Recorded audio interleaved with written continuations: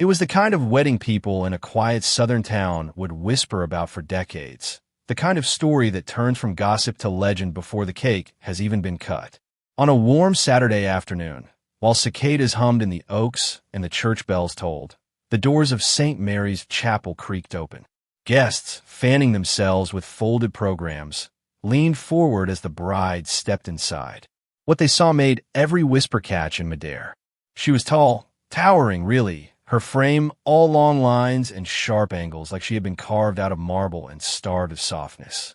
Her satin gown shimmered with each step, trailing behind her in a way that seemed almost too grand for such a small church. Isabella Cruz, the new woman in town, looked like she had walked straight out of a glossy magazine spread. But standing at the altar, mopping sweat from his brow under the heat of the lights, was Harold Miller. Harold was 42, short, and round in every way Isabella was lean. His tuxedo pulled uncomfortably against his belly, his collar pinching the skin at his neck. For years, Harold had been known as the quiet, lonely man who ran Miller's auto down on the highway. He wasn't flashy, he wasn't handsome, and he certainly wasn't the sort of man people expected to see marry someone who looked like Isabella. The moment the congregation realized who the bride was walking toward, a ripple passed through the pews, half awe, half disbelief. Some smiled nervously, forcing themselves to clap, but others shook their heads.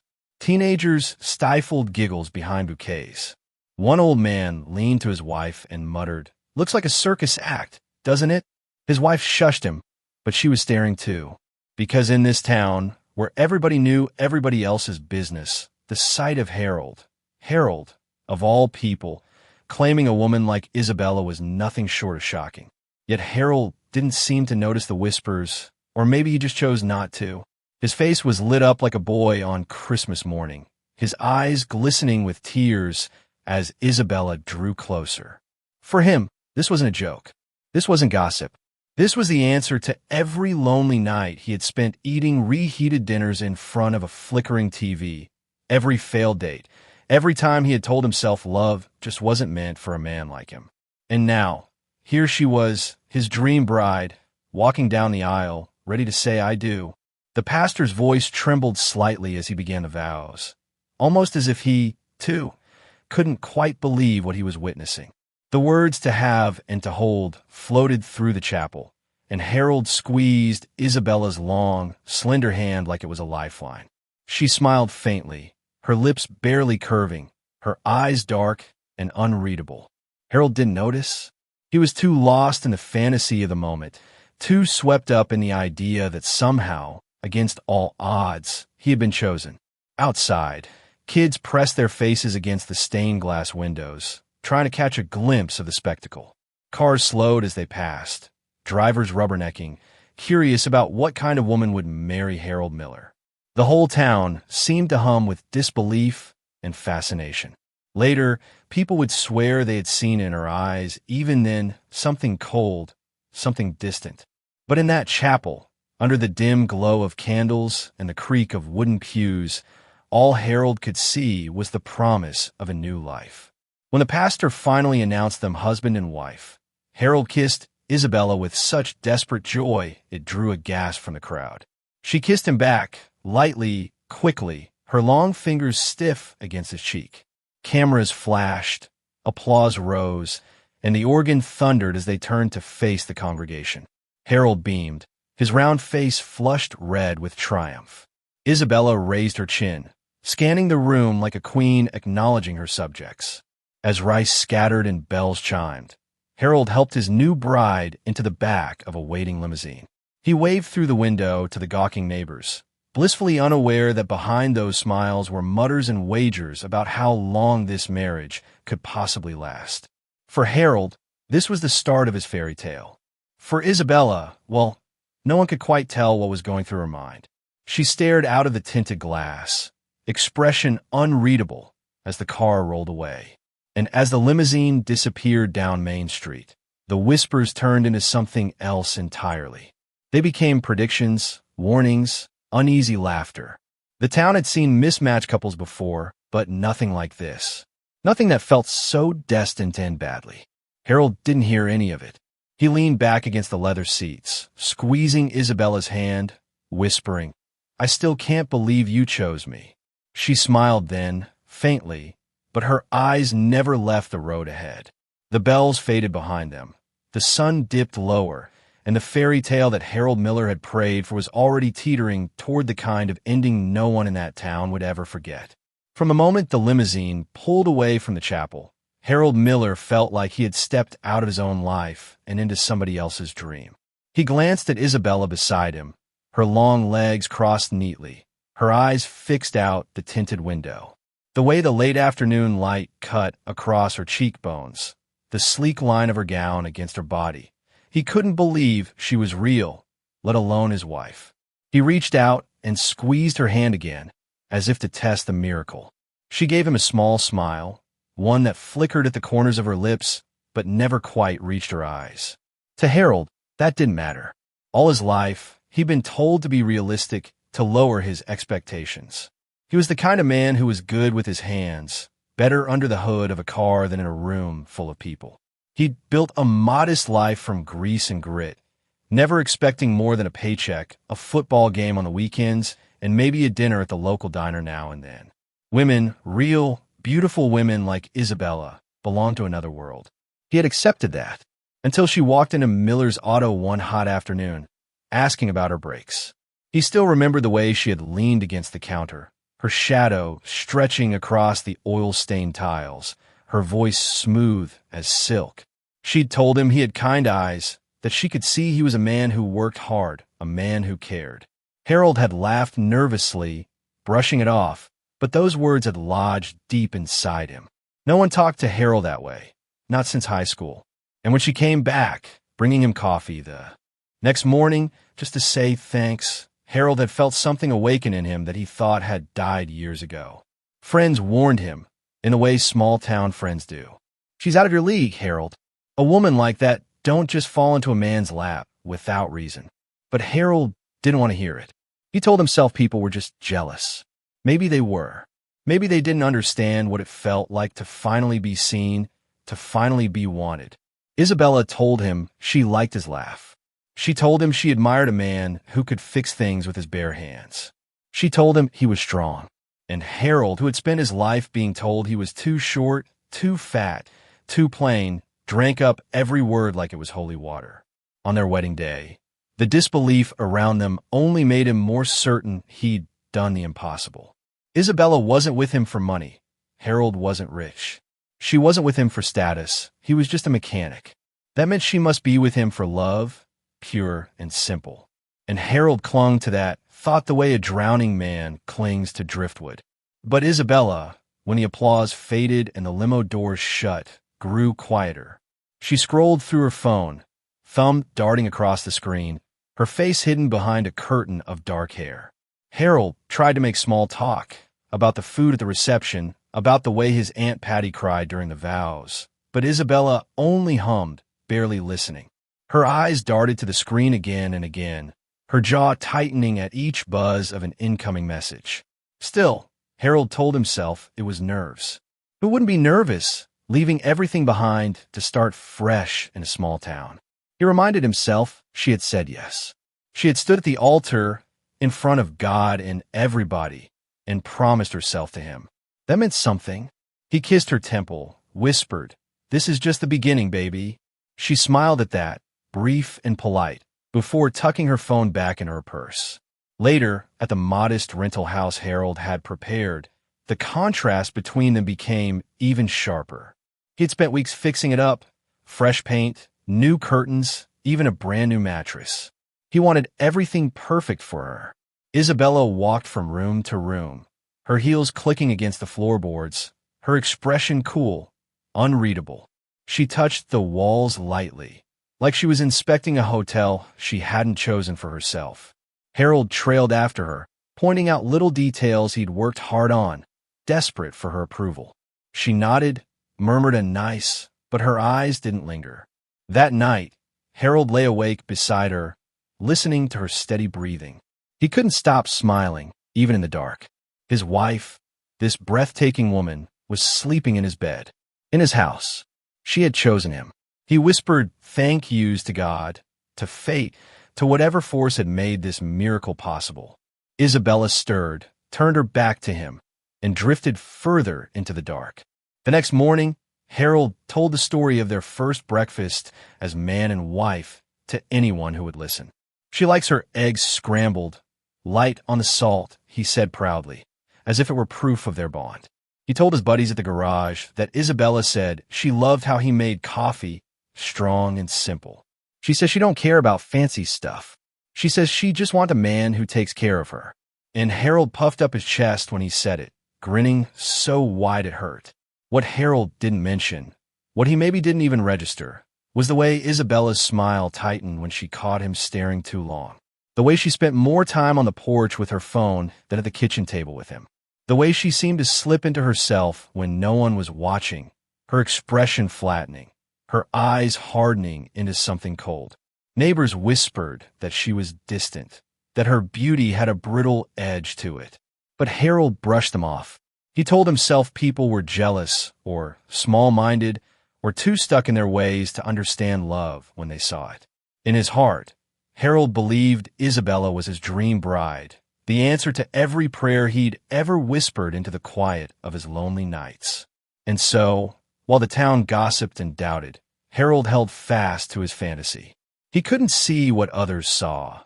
The flicker of calculation in Isabella's eyes, the faint impatience in her touch, the way she seemed already halfway gone even as she leaned against his arm.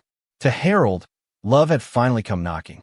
To Isabella, it seemed the door was already open to something else entirely.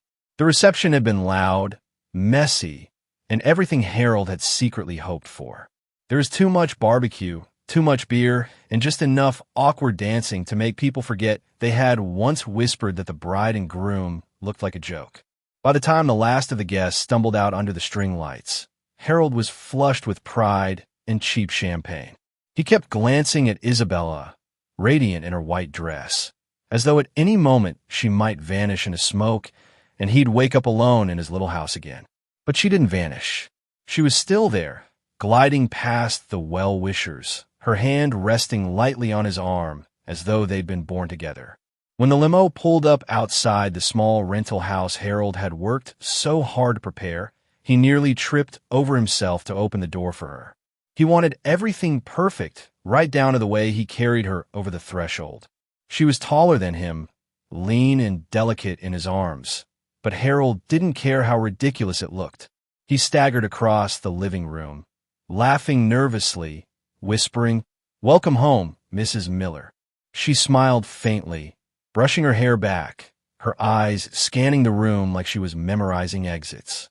Inside, the house smelled faintly of fresh paint and vanilla candles, Harold's idea of romance. He had spent weeks fixing it up, laying new carpet, scrubbing every surface until it gleamed. On the dresser in the bedroom, he'd left a small bouquet of lilies, their fragrance mixing with the waxy sweetness of the candles. Isabella walked slowly around the room, fingertips grazing the furniture, while Harold hovered, babbling nervously about how he'd built the headboard himself, how he'd ordered the softest sheets money could buy. She poured herself a glass of champagne from the bottle waiting on the nightstand, her long fingers curling around the flute. She drank quickly, as though it were water, then refilled the glass. "To us," Harold said, raising his own. She clinked her glass lightly against his and gave a half-smile. Her eyes, though, stayed flat. When Harold leaned in to kiss her, she let him, but the kiss was quick, perfunctory. He chuckled awkwardly, brushing it off, and tried again. "You don't know how lucky I feel tonight," he whispered.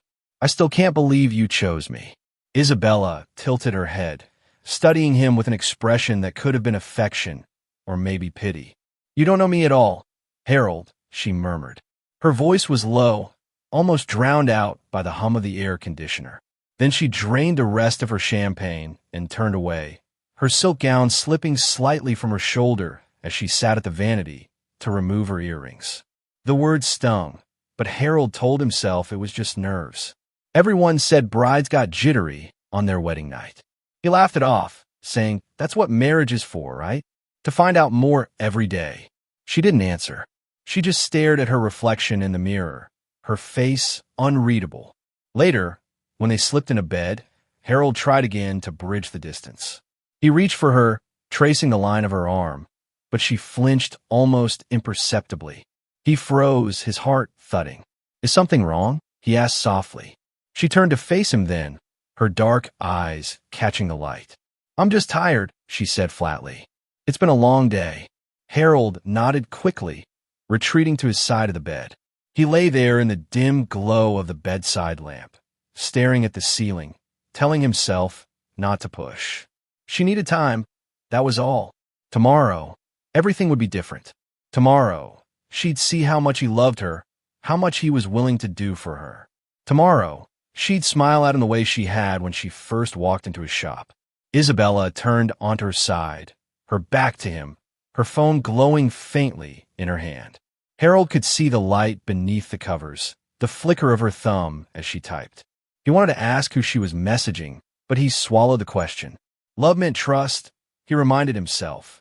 Love meant patience. Minutes stretched into an hour, and the only sound were the faint taps of her phone and the steady beat of Harold's anxious heart. At last, she set the phone aside and whispered, "Good night."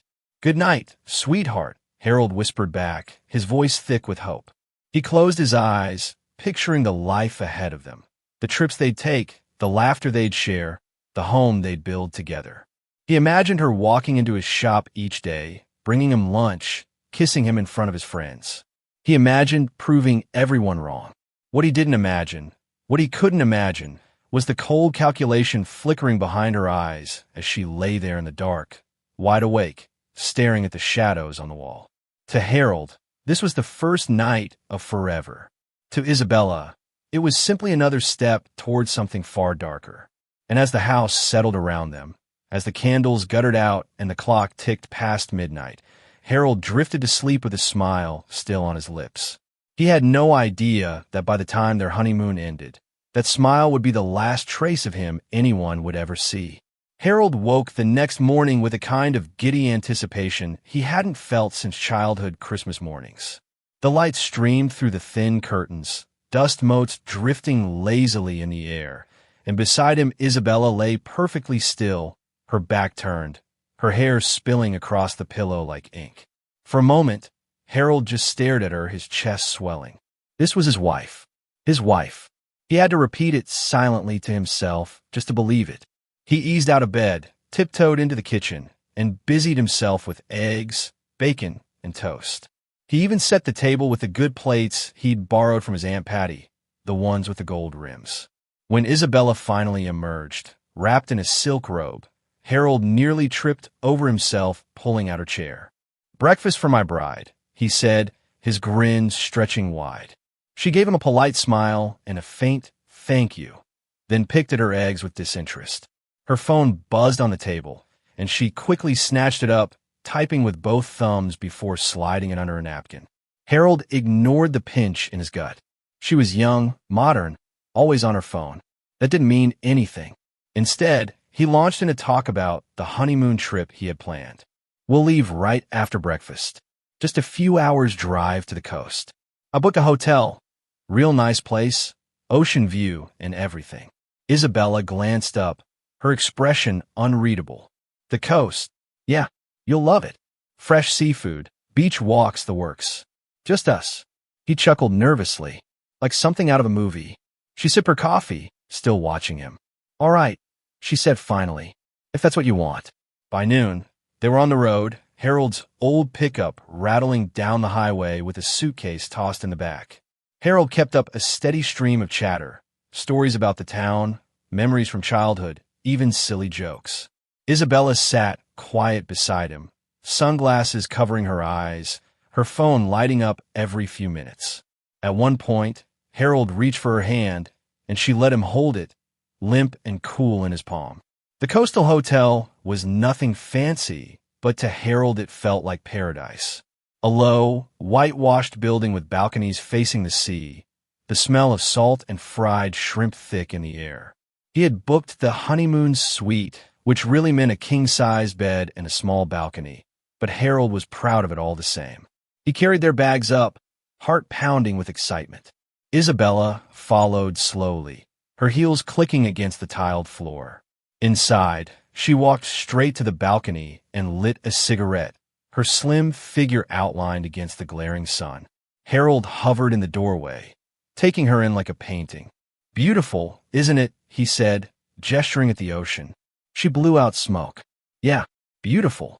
That evening, Harold took her to a seafood place overlooking the pier. He tried to make it romantic, ordered champagne, even though it stretched his wallet thin, and raised his glass with a shaky toast. "To us. To forever." Isabella clinked glasses without much enthusiasm and downed hers in one swallow. She excused herself twice during dinner to step outside, phone in hand, her expression tight when she returned.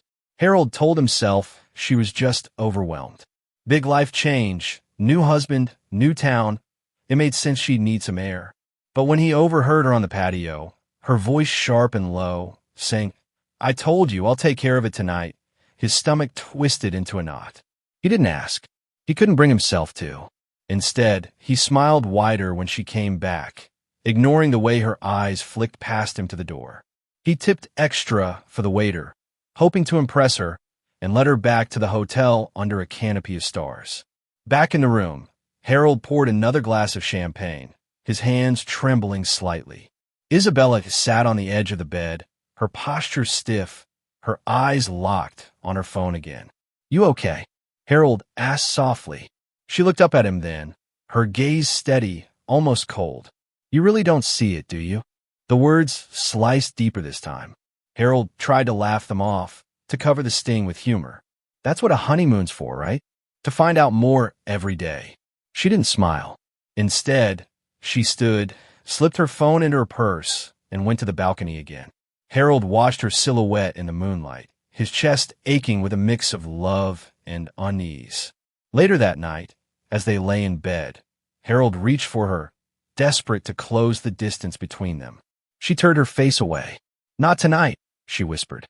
Harold lay there, frozen, staring at the ceiling. He told himself it didn't matter. She was tired, that was all. He told himself not to worry. She just needed time. But in the dark, Isabella's eyes stayed open, reflecting the faint glow of her phone screen. She typed quickly, her thumbs flying, before setting the device down on the nightstand. Her lips curved in the faintest smile, not the soft smile of a bride, but something sharper, something colder. Harold, wrapped in hope, drifted asleep beside her, dreaming of long walks on the beach and a future that stretched out golden and endless. He didn't hear the faint buzz of another message arriving, didn't see the way Isabella's hand hovered over the purse by the balcony door, didn't notice the calculating stillness in her posture. To the rest of the world, the honeymoon had just begun. For Harold Miller, it was already unraveling, one unreadable glance, one whispered phone call, one sharp edge at a time. And before the week was out, the seaside hotel that promised romance would become a crime scene soaked in blood. Harold Miller had never slept so soundly in his life. The sound of the waves outside the hotel balcony lulled him into a deep, dreamless slumber, and for once, the gnawing insecurities that had followed him all his life seemed to dissolve. He woke with the first rays of sun spilling into the room, stretching and smiling before glancing at the empty side of the bed. Isabella's pillow was cool, the sheets tucked tight. He told himself she must be on the balcony, sipping her morning cigarette, watching the gulls wheel over the water. But when he stepped out, the balcony was empty. Her phone, however, lay face down on the small table by the sliding door. A faint unease curled in his stomach, but he shook it off. Newlyweds needed space sometimes. He dressed in a fresh shirt, combed his thinning hair in the bathroom mirror, and told himself today was the start of their real honeymoon. He'd show her the boardwalk, maybe rent bikes, surprise her with a sunset cruise. He was determined to make her smile, really smile, at least once before the trip was over. Isabella returned late morning, breezing into the room with a faint sheen of sweat and a new edge to her expression. "Went for a walk," she said simply, brushing past him. She didn't offer more, and Harold didn't ask. He tried to ignore the way her hands trembled as she slipped her sunglasses into her purse. He kissed her cheek. I thought maybe we'd. Later, she interrupted. I'm tired. That evening, Harold made another attempt. He booked them a table at a small restaurant right on the sand, fairy lights strung between wooden posts. He ordered oysters, thinking they might make the night more romantic. Isabella ate quietly, her eyes drifting toward the shadows beyond the tables, as though waiting for something or someone. Harold cracked jokes, told her about the time he and his cousin had gotten caught skinny dipping in the river when they were kids, but her laugh never came. Back in the hotel room, Harold's nerves were stretched thin. He poured champagne, trying to keep the mood light. Isabella drank hers in a single gulp and poured another. The air between them was heavy, thick with tension. He set his glass aside and reached for her hand. Isabella, he said softly, please, talk to me. What's wrong? She stared at him for a long moment, her expression unreadable. Then she whispered, you really don't see it, do you? Harold frowned, confused. See what? But she didn't answer. She turned away, slipping something from her purse with a smoothness that made Harold's breath catch. For a split second, he thought it was her phone again. Then the blade caught the light. The first strike came fast, hot, a flash of pain that ripped through Harold's chest.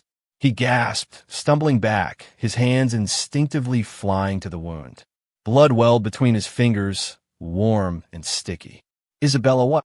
His voice broke into a gurgle. Her face was calm, almost serene, as she pressed forward, slashing again. The knife rose and fell, slicing through fabric, through flesh. Harold staggered against the bed, knocking over the champagne bottle, the fizzing liquid pooling red with his blood. He tried to grab her wrist, but she was stronger than she looked, precise, practiced. Why? He choked, his voice strangled. She didn't answer. Her silence was more chilling than any words could have been. Harold stumbled toward the balcony, leaving thick smears of blood across the white sheets. His vision blurred, the edges of the room spinning. He caught sight of himself in the mirror above the dresser. Wide eyes, mouth open, shirt torn and drenched in crimson. A grotesque parody of the groom who had stood at the altar days earlier. He collapsed onto the bed, gasping, clutching at the sheets. They soaked through quickly, the stark white turning scarlet beneath him. Isabella stood over him, her chest rising and falling, the knife dripping onto the carpet. She looked down at him without pity, her face an unreadable mask. Harold tried to speak, but only a wet rasp escaped his throat. His hand groped blindly across the sheets, leaving streaks of blood like desperate signatures. He wanted to believe it was a nightmare, that he would wake up and laugh about it. But the pain was too sharp, the metallic tang of iron too strong in his mouth. Outside, a couple walking past on the boardwalk froze when they heard the muffled thud, the faint cry, the crash of glass. They exchanged nervous glances, then hurried on. No one wanted to get involved. Back inside, Isabella dropped the knife onto the nightstand. She reached for her purse, wiped her hands clean on a towel, and slipped out the door. Her heels clicked down the hallway, steady and unhurried. By the time a maid came up 2 hours later to deliver fresh towels, the sheets were stiff with dried blood, the air heavy with the coppery stench of violence. The maid's scream echoed through the hotel corridors, summoning guests and staff alike. They crowded the doorway, hands over mouths, eyes wide at the sight. Harold Miller sprawled across the bed, his body slumped, his chest riddled with wounds, the sheets soaked in a grotesque canvas of red. The champagne flute lay shattered on the floor, a half-empty bottle glinting in the light. The celebration of marriage twisted into horror. Police arrived within minutes, their radios crackling, their boots pounding up the stairs. They taped off the room, cameras flashing as evidence techs stepped carefully around the body. One officer muttered under his breath, Jesus Christ. Looks like he never stood a chance. Detective Marcy Lowell, called in from the local precinct, studied the scene with narrowed eyes. The blood told a story, rage, intent, betrayal. And the missing bride told another. Isabella Cruz was gone, vanished into the night, leaving behind nothing but crimson sheets and the hollow shell of a man who thought he'd found love. The whispers that had begun in that little church back home now roared into headlines. Dream bride turns killer. Honeymoon horror. The groom who never came home. And as Harold's body was wheeled out under the flashing red and blue lights, the waves outside kept crashing, indifferent to the tragedy that had just unfolded in the honeymoon suite. Detective Marcy Lowell had seen plenty of crime scenes in her 15 years on the force, but the honeymoon suite at the seaside had hit her like a gut punch. The sweet stink of blood clung to the air, sharp and coppery from a bouquet someone had left on the dresser. The contrast was jarring, romance colliding with brutality. On the bed, the sheets were stained a deep, ugly red, the fabric stiff in places where it had already dried. At the center lay Harold Miller, his lifeless eyes staring at the ceiling, his mouth frozen mid-plea. Lowell crouched beside the body, her gloved fingers hovering just above the knife wounds. Multiple stabs, chest and torso, she murmured to the medical examiner. Close range. No hesitation. The examiner nodded grimly. Whoever had done this hadn't flinched. There was no sign of forced entry, no broken locks, no struggle beyond the bloody bed. The champagne glasses, one shattered on the floor, told a chilling story. This wasn't an intruder. This was someone Harold had welcomed, someone he trusted enough to share a bed with. And, judging by the missing clothes and belongings on one side of the closet, that someone was his new bride. Lowell stood, scanning the room. The purse was gone, the luggage half empty. A maid confirmed that Isabella Cruz had checked in with Harold only 2 days earlier, presenting herself as his brand-new wife. Staff remembered her striking beauty, her aloof manner, the way she lit cigarettes on the balcony while Harold beamed beside her. But no one had seen her leave. Security footage would tell that story, Lowell knew. She sent an officer to pull the tapes. As crime scene techs photographed every angle, Lowell's instincts buzzed. This wasn't random. It was deliberate, pre-planned. The precision of the attack, the way Isabella had vanished into the night, it all screamed of calculation. And if this was her first time, Lowell thought, she'd eat her badge. By mid-afternoon, investigators were piecing together a timeline. Guests down the hall reported hearing muffled cries around midnight, followed by a heavy thud. No one called the front desk. Honeymoon Suites had their own soundtrack, after all, but several admitted they felt uneasy. A couple walking along the boardwalk recalled seeing a tall, thin woman slip out the side exit of the hotel around 1 a.m. She carried a small purse and walked with purposeful strides, not the frantic pace of someone fleeing. The security footage confirmed it. Isabella, still in her white dress from dinner, leaving through the service door at 12:47 a.m. She glanced once at the camera, her face expressionless, then disappeared into the night. Lowell dug into her background, expecting the paperwork of a small-town newlywed. Instead, what surfaced was smoke and mirrors. The name Isabella Cruz yielded no verifiable history before 18 months ago. No birth certificate, no social security record, no credit trail. The driver's license she'd shown at check-in turned out to be counterfeit, clean enough to fool a desk clerk, but flimsy under scrutiny. Whoever she is, Lowell muttered, she's done this before. Digging deeper, the detectives hit on a pattern. Reports from 3 different states over the past decade. Men in their 40s and 50s, lonely, often modest in means, swept off their feet by glamorous women who vanished weeks or months later. In one case, a man in Arkansas was left bankrupt after his bride drained his accounts. In another, a widower in Texas died suddenly under suspicious circumstances, his so-called fiancé disappearing the next day. None of those cases had stuck, no fingerprints, no solid ID, but the ghost of Isabella seemed to drift behind each of them. Forensic techs returned with chilling confirmation. The knife wounds matched the blade of a compact hunting knife sold widely in convenience stores across the region. The same kind of blade, Lowell noted, that had been mentioned in 2 of those older unsolved cases. Blood spatter analysis suggested Harold had been attacked while sitting on the bed, likely in mid-conversation, with no time to defend himself. His fingerprints were found only on his own glass. Hers, carefully wiped, appeared nowhere. Lowell stood at the window of the honeymoon suite, staring out at the relentless waves. Harold Miller had been a small-town mechanic, a man who wanted nothing more than a wife to share his life with. Now he was another casualty in the orbit of a predator who wrapped herself in satin and vows. The press latched on within hours. Headlines screamed across local and national outlets. Dream bride turns killer. Honeymoon horror on the coast. News vans parked outside the hotel. Reporters jostling for shots of the body bag as it was wheeled out. The story of Harold's fairy tale wedding ending in blood spread like wildfire. Social media feeding on every grim detail. Hashtag Dream Bride Killer began trending before the day was out. Back at the station, Lowell pinned Harold's wedding photo to the evidence board. He stood there beside Isabella, beaming, while she stared at the camera with that same enigmatic half-smile. Lowell felt a chill. She'd seen that look before. The mass predators wore when they knew the world would never suspect them. This isn't just about Harold, Lowell told her team. She's done this before. She'll do it again if we don't stop her. A nationwide bolo went out. Airports, bus terminals, train stations. Every checkpoint got her face, her aliases, her description.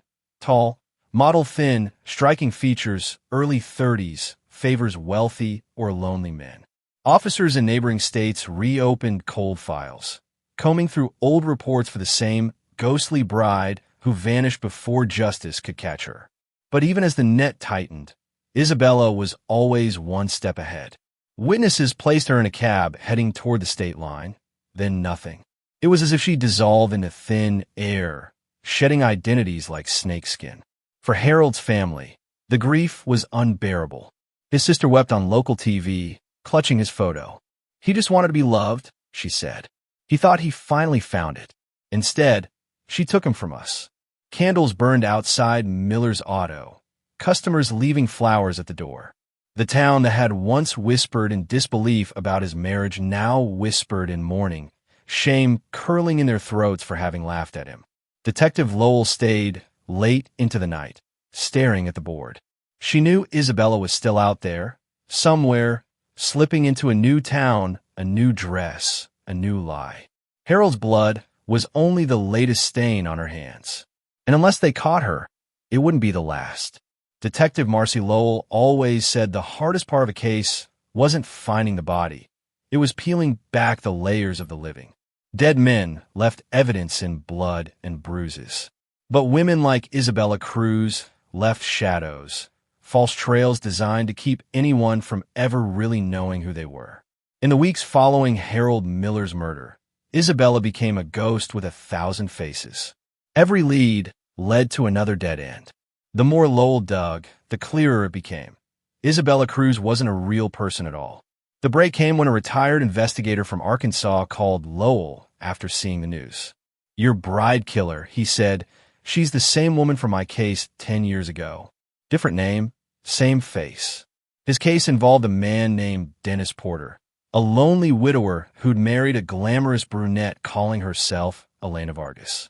Within months, Dennis was dead of what was ruled a suspicious heart attack. Elena vanished with his savings, leaving nothing behind but a wedding band on the nightstand.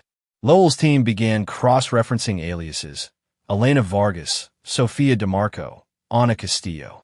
Each name surfaced in connection with middle-aged men who had either lost fortunes or their lives after whirlwind romances. None of those women officially existed. But the photos, grainy snapshots from weddings, party scenes, even driver's licenses, told the same story. The same tall, thin figure. The same unreadable eyes. The same faint smile. She's been running this play for years, Lowell told the task force. Targeting lonely men. Reinventing herself. Always moving before the truth catches up. Harold Miller wasn't her first husband. He was just the one who finally bled out on the sheets. Through subpoenas and quiet favors, investigators pieced together fragments of her past. A fingerprint smudge from a champagne flute in Texas matched one left on a hotel door in Louisiana 5 years earlier. A phone number linked to Isabella's burner traced back to a prepaid card purchased under yet another alias in Florida. She was careful, meticulous, but not flawless. Each identity she built had tiny cracks. And when those cracks were lined up, a pattern emerged. Lowell learned that Isabella often showed up in small towns, places where a stranger could shine without too many questions. She'd walk into a mechanic shop, a church social, a diner, always in heels, always smiling just enough, and she'd lock on her mark. Men who were vulnerable, eager, often financially stable, but emotionally starved. She'd listen to them, flatter them, make them feel seen in ways they hadn't in years. And then, as fast as she appeared, she'd marry them. That's when a trap snapped shut. Some men she drained of money. Others, like Harold, she eliminated altogether. The motive wasn't always cash. Sometimes it seemed to be power, control, or simply the thrill of destruction. The coldness in her eyes, witnesses said later, wasn't just indifference. It was calculation. National media devoured the story. Cable news ran side-by-side photos of Isabella's different aliases under the headline, "The Woman Behind the Mask." Talk shows debated whether she was a con artist, a black widow, or something darker, a predator who fed on desperation. Podcasts dissected her psychology, calling her a sociopath in stilettos. Social media exploded with theories, armchair detectives drawing red yarn diagrams of her travels across the country. But to Harold's grieving sister, the theories meant nothing. On the courthouse steps, she held up her brother's photo and wept. "She's not a mystery," she told reporters. "She's a murderer, and she has to be stopped before she does this to anyone else." Meanwhile, Lowell traced Isabella's movement south. A bus driver remembered a tall woman with a heavy accent boarding late at night. A motel clerk recalled a guest who paid cash and smoked on the balcony, staring at the parking lot below. Each sighting placed her closer to the Mexican border. Lowell pushed for federal help. Within days, the U.S. Marshals joined the manhunt, and Interpol added her to its red notice list.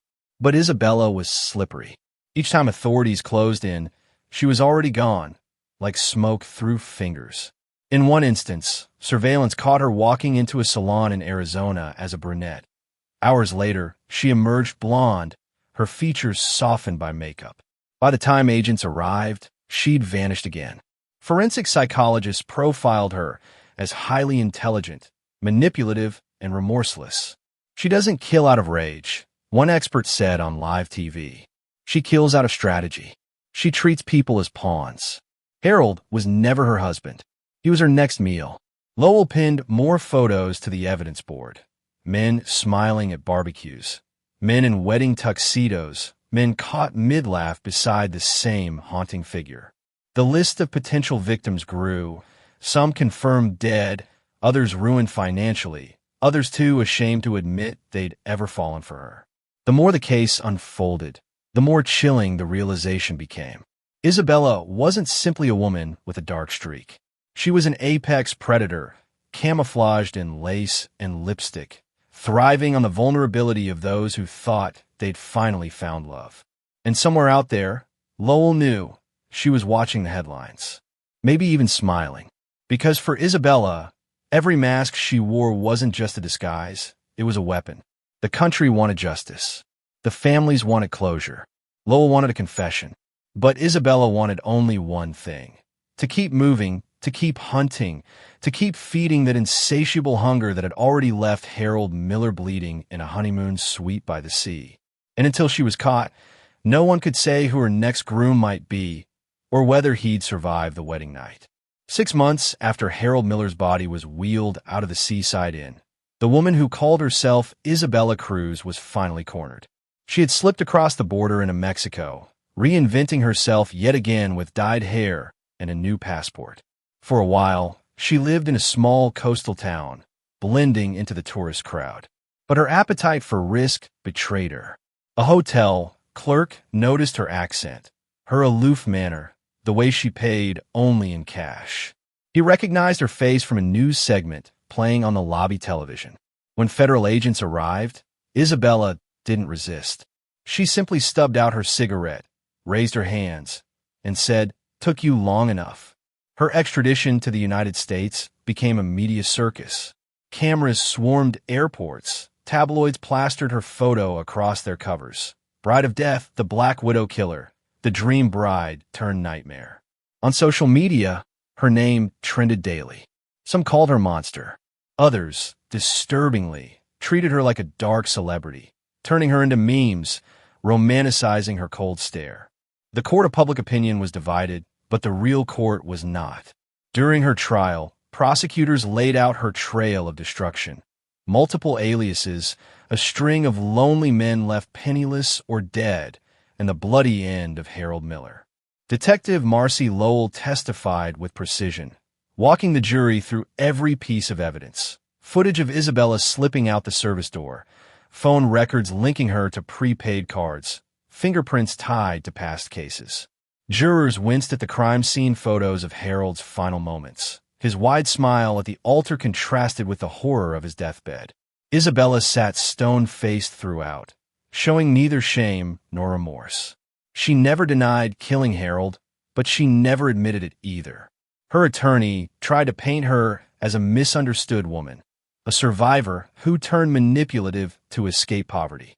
The jury didn't buy it. After only 5 hours of deliberation, they returned with a unanimous verdict: guilty of first-degree murder, guilty of fraud, guilty of interstate flight. The sentence was swift: life without the possibility of parole. Reporters captured the moment the judge read it aloud. Isabella blinked once, smirked faintly, then lowered her gaze. She never looked back at Harold's family, who wept openly in the courtroom. In Pine Hollow, Harold's hometown, the trial's end brought both relief and sorrow. His sister spoke at a candlelight vigil outside Miller's auto, her voice breaking as she addressed the crowd. Harold just wanted what all of us want: love, companionship, someone to share his life with. He didn't deserve what happened to him. None of them did. Around her, neighbors held candles, their faces lit by the glow, whispering prayers for the brother, friend, and mechanic who had believed too deeply in a fairy tale. National commentators reflected on the case as a cautionary tale. Talk shows debated the dangers of blind trust, the ways predators exploit loneliness. True crime podcasts dissected Isabella's psychology, calling her a wolf dressed as a bride. On social media, hashtags surged again. Hashtag Justice for Harold. Hashtag Dream Bride Killer. Hashtag Love Shunti Kill. Detective Lowell, standing outside the courthouse after the sentencing, offered her own quiet reflection. Harold wasn't foolish, she told reporters. He was human. He wanted to be loved, and she used that against him. Predators like her don't deserve the last word. Harold does. And yet, the story lingered, not just because of the shocking violence, but because it tapped into something deeper. The universal yearning for love, the risks we take when we let our guard down, the way a dream can so easily turn into a nightmare.